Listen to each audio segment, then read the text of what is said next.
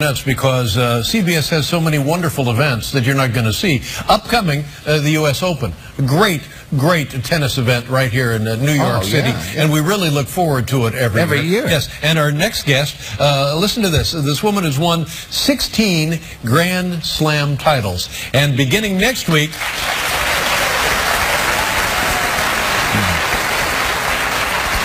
Next week, she will attempt to win her fifth U.S. Open championship. I mean, honest to God. Ladies and gentlemen, here's the lovely, the talented Serena Williams, everyone.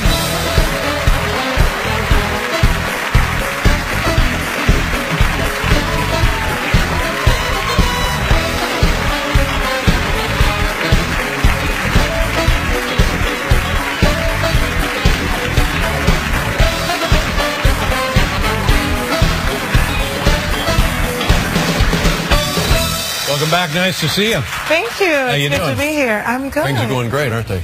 So far, things are going great. I have a couple of things I'd like to know about, one of which is you spend time in Paris. Now, you don't live in Paris, but you spend time in Paris. I don't live in Paris. You know, they have that new tax rule, which is I don't know like anything about it.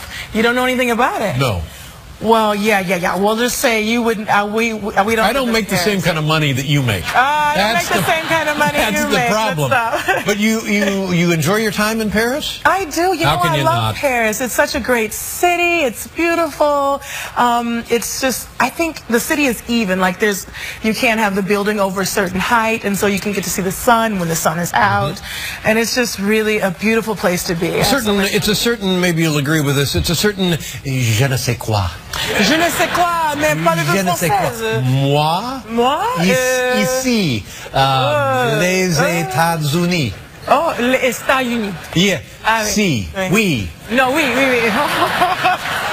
We'll do lessons together, but I love France, and but they must be all over you when you go out. Oh my God! You know, I used to have so much peace when I was staying in Paris. I have an apartment there. It's great. It's right in the city, and it was great because it was crazy in the United States. Whenever I go, people are always recognizing me, so I go to Paris and I have a little bit of a break. But ever since I won Roland Garros, I'm kind of regretting that a little bit because now every time. Winning, sure. Yeah. No. I should have thought about that before we went out and won the tournament.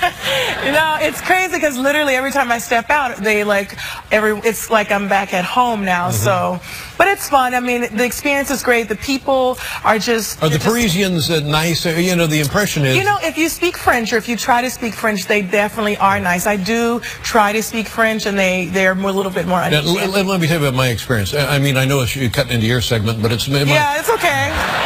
Let's talk about you. I have the same outfit, by the way. Okay.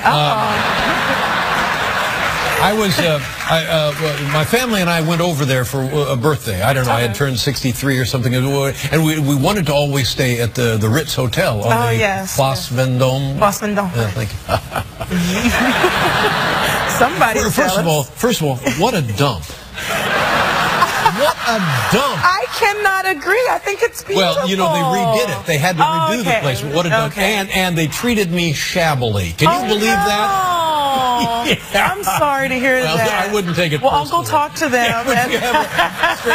Also, treat my friend. Yeah. Now, here's something else. You know about it, but you weren't around for this. I can remember Billie Jean King. Yes. What a tremendous athlete. She's incredible. What a great social pioneer. Yes, absolutely. What a tremendous role model, icon in the world of sports. And there was a guy named Bobby Riggs, who was a tennis player and a hustler. True. He was always finding ways to make money in silly things, and he challenged Billie Jean King to a tennis match. To the battle of the sexes. They had it in the old Houston Astrodome. It was enormous. Yeah. Yes, it was enormous. It was packed.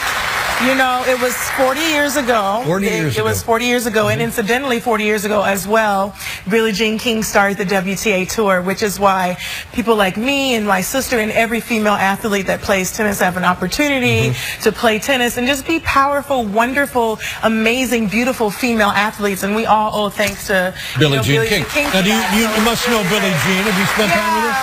I love Billie. You know, was able to start and open so many doors for me. I know her really well. I had the opportunity to work with her years ago. She was captain of her Fed Cup, and she was coaching the team. So I got so many tips to this day. I literally use them in some of my matches every day. Now, as I recall, this battle of the sexes, yes. Billie Jean, my memory is that she crushed Bobby Riggs. She beat him pretty good. Right. Now, girl power.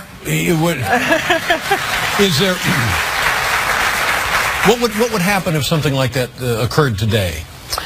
Well, who would it be? Well, I don't know. Let's say you would be the... I was hoping you'd say. All right, feminine side. And me. And you. Oh.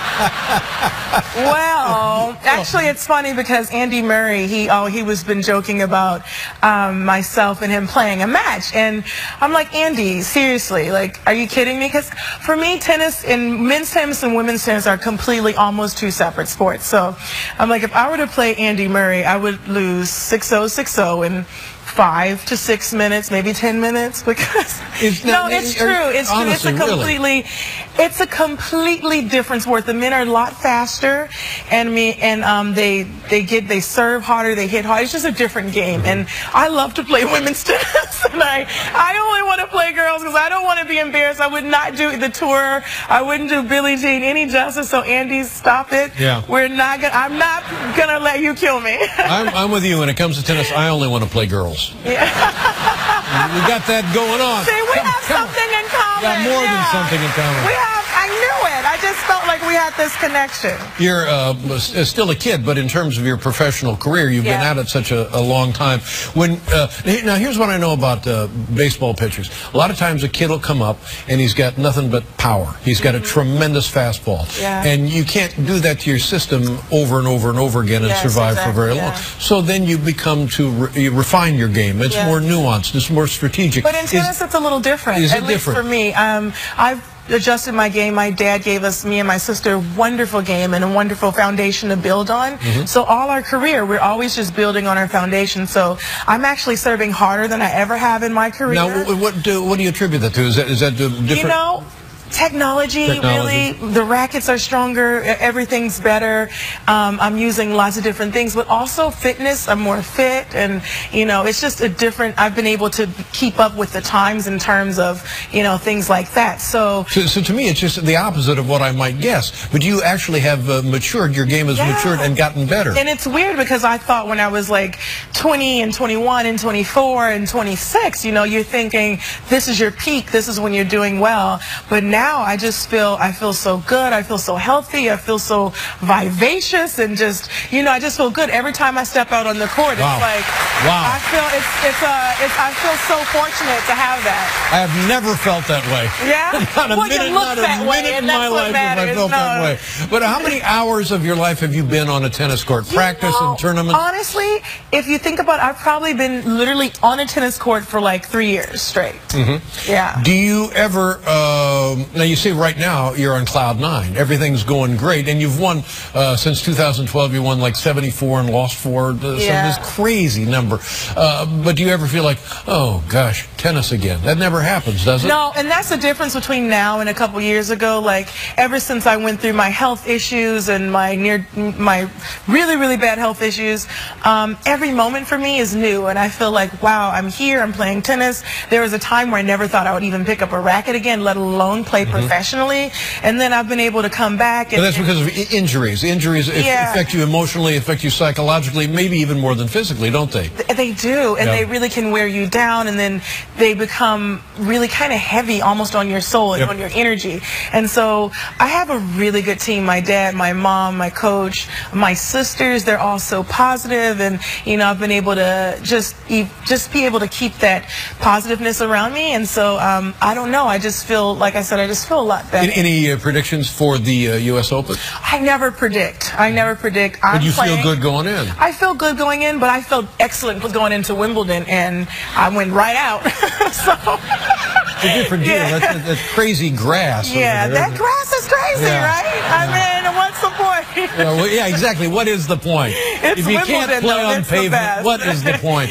Yeah, no, Wimbledon's a great place to play, but every honestly, every time I step out on the court, especially here in New York, guys, I'm going to be out here. It's going to be really fun. People love you, and we embrace you as our own. I am. It's coming out here. It's a really wonderful. Now, what about this? What if at a certain point you just started playing golf? You know, I'm really good at golf. I can hit the ball. You can't imagine. Like, I'm willing to take on. I can hit it far. Yeah, I believe that. But it doesn't go in one direction. It kind of goes this way and that way, and it ends up in the trees. Yeah. And then I lose focus, and after 5 minutes, I'm like, okay, let's do something else. Let's do something else. Yeah. Let me ask you a question about your game. Can you hit a ball? We used to call it like junk. Can you do things with the ball? The junk game, yes. Can you? How much of that do you do? A funny story. When I was younger, I was really small my whole life, and then when I got like 16, 17, I grew. So when I played tournaments, all the girls were bigger than me, so I only had a junk game. So I was like this. That's why I think I get some of that tenacity from, because I always had to fight for absolutely every point that I played. I could never win an easy match. I was always on the court forever, and I was just playing slice and junk balls and lobs and drop shots and stuff. And so finally, when I got bigger, I was like, oh, I can now play power shots. It was really fun. But do you ever use any of the old junk stuff? I do from time to time, but you know, I just when I like to go out there, I like to go out there and kind of get it over with, and then go home and relax and, you want to teach them a lesson. Watch the Late Show. Oh, of course, you can't see it now because it's blind. But the only kind of backhand I could hit was a slice. So it would go over the net, and it looked like it was. Those shots can then they come back. Honestly, at one time I pulled a guy right out of his shorts with that slice. Oh my! Yeah, it was tremendous. But that was the only thing I could do.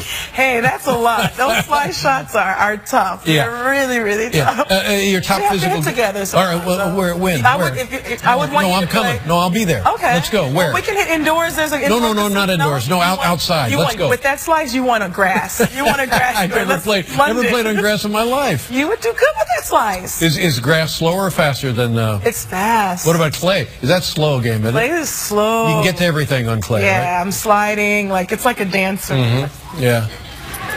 It's good to see you, and good luck in the Open. Thank you when you win, and I don't want to jinx you, come back and see us. All right. Nice to have you. Thank God bless you. Thank you. Ladies and gentlemen, the lovely Serena Williams. We'll be right back with Sean Donnelly, everybody.